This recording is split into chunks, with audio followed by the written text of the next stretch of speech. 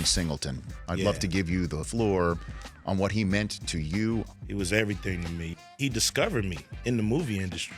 Not only turned me into a movie star, but he turned me into a filmmaker. He's my Scorsese. Is it true he told you to write Friday? He told me to write a movie. I was sitting with him one day in his house, and he said, man, when you gonna write a movie? He said, you can write a record like the records you write? I know you can write a movie. And he helped me become a writer who could write a movie like Friday, which is my third script. I love that man. Big-time Thrones fan and a great friend. Good to see you, Joe, man. Thanks, Rich. You put together quite the shindig. Food truck. Food truck. And the amazing thing is that just as it transitioned from John offing Daenerys, your wife heard the food truck trying to leave upstairs. Trying to smash their way out of my driveway. Exactly. Yeah. So we had to stop. You paused? Yeah, we hit pause. It was like an intermission in the middle. Oh my gosh. Because there was like, they were ringing the doorbell frantically, like, how do we get out of this driveway? I ran up, had to open the garage, start helping them back out, don't smash my wall, So many people, think that if you've left ESPN, it's not a good thing. It was never really my dream to be a SportsCenter anchor. It was the worst job that I had at ESPN. What do you mean? Come on. People have to understand that when I stepped through the door at ESPN, it was in the commentary lane. There were all these conversations that were taking place in sports that I wanted to be a part of that I really couldn't in that role.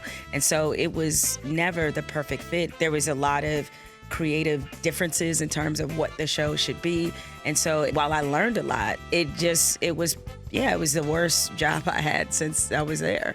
Who you think would be best for the job that Beeline suddenly left vacant? Just let me tell you a little bit about Juwan. He's worked with some of the best players. He's won a championship, and he's played with the best. I know that there's no other job in the world that he would want more than that. And it's not about the Fab Five getting back together, even though, of course, you already know we'd be there every second, every game. He'd have to, kick us out from cheering, telling us to quit cheering so loud. But it's also about the Glenn Rices, the Ramil Robinsons. It's about the classes that came before that as well, how they embraced Juwan. And I just think it would be a great galvanizer for everyone. I think we knew who Magic was referring to when he was talking about whispering and backstabbing. I was really shocked, though, that he went into specifics about what Rob did. I don't know how Rob Pelinka is going to now get on a phone or sit in front of Kevin Durant, Kawhi Leonard, Kyrie. He basically said this man is not to be trusted. LeBron's the only guy who can go to every single one of those stars that you mentioned. We're good here. If he can lend some credibility to what's happening with the team, that would go a long way. He has not done that yet. Why do you think so?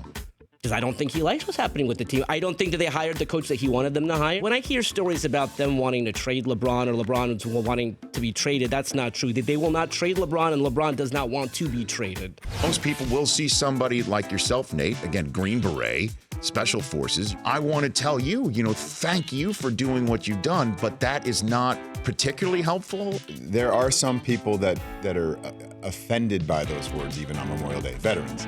And I think that's not healthy, because it's coming from a good place. Most people that say those things mean those things. As the veteran community, I don't want us to, become offended with that. We talked about different things that could be said. There's a million things, and there's no perfect answer. There's no perfect expression or gesture. If you're having a conversation with someone, you're gonna reach out to someone that, today, I understand it's a hard day for you.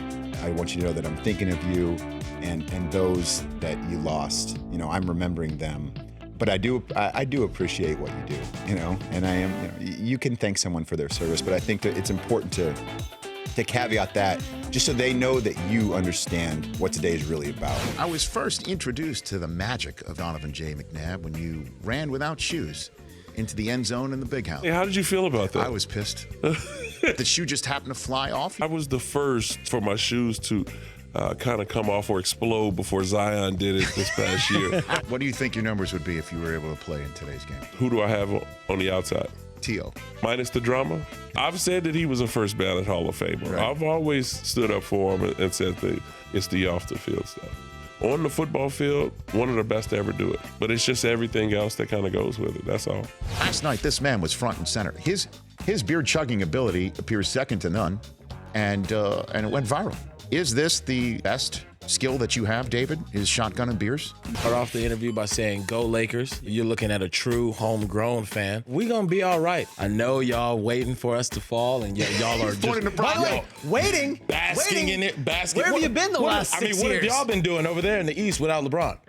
Nothing. As long as y'all don't win and we win, I'm good. As long as the Celtics don't win the you're not championship, that's doing a any successful winning now. season. You know what the best part about Godzilla King of the Monsters? What is that? We destroy Boston in the movie. We level it. Just level it.